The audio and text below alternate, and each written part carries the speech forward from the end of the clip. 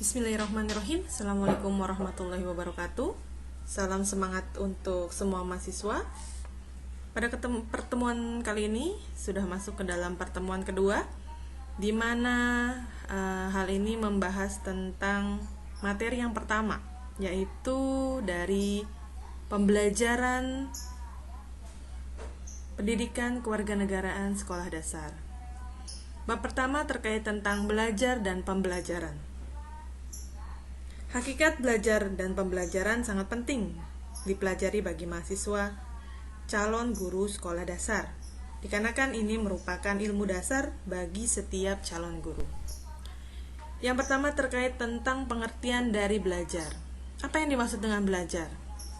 Berdasarkan Salimento 2010, belajar ialah satu proses usaha yang dilakukan seseorang untuk memperoleh suatu perubahan tingkah laku yang berubah secara keseluruhan sebagai hasil pengalamannya sendiri dalam interaksi dengan lingkungan. Banyak definisi terkait belajar. Anda harus dapat memahami setiap definisi dan dibuat konstruk atau pemahaman dari beberapa ahli terkait tentang pengertian belajar. Selanjutnya yaitu tentang prinsip-prinsip belajar. Ada 8 prinsip-prinsip dari belajar yang dapat dikembangkan dari kegiatan pembelajaran. Yang pertama yaitu prinsip perhatian dan motivasi. Dua hal ini merupakan hal yang saling bersinergi atau saling keterkaitan. Seperti yang kita tahu, apabila seorang mempunyai motivasi tinggi, maka secara langsung peserta didik tersebut memiliki perhatian yang tinggi. Dan yang kedua terkait tentang prinsip transfer dan retensi. Retensi merupakan penyimpanan atau penahanan. Dalam hal ini banyak hal yang dibutuhkan untuk memperkuat transfer dan retensi siswa, diantaranya yaitu tujuan belajar yang jelas dan daya ingat, bahan materi yang sudah diserap, kondisi psikis dan fisik siswa yang sehat. Di ketiga ada prinsip terkait keaktifan. Keaktifan ini sebenarnya sangat berkaitan erat dengan prinsip-prinsip yang pertama, yaitu perhatian dan motivasi.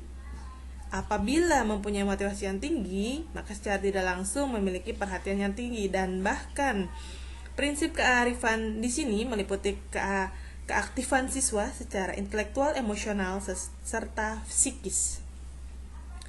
Yang keempat yaitu prinsip keterlibatan langsung.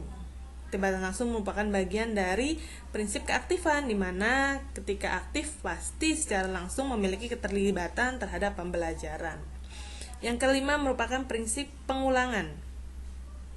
Hal ini sangat penting dikarenakan pengulangan atau repetition sangat diperlukan oleh siswa dalam melatih pengembangan daya ingat mereka. Selanjutnya ada prinsip tantangan. Dalam proses pembelajaran perlu adanya tantangan. Hal ini membuat peserta didik termotivasi atau tertarik dengan materi yang dibahas. Selanjutnya ada prinsip balikan dan penguatan. Balikan dan penguatan harus sering dilakukan oleh guru kepada siswa. Karena ini diharapkan akan mendorong aktivitas belajar siswa agar semakin giat lagi. Dan yang terakhir terkait dengan prinsip perbedaan individual. Dalam lingkungan sekolah atau pembelajaran, karakteristik dan gaya belajar siswa berbeda-beda. Hal ini jelas menimbulkan banyak permasalahan.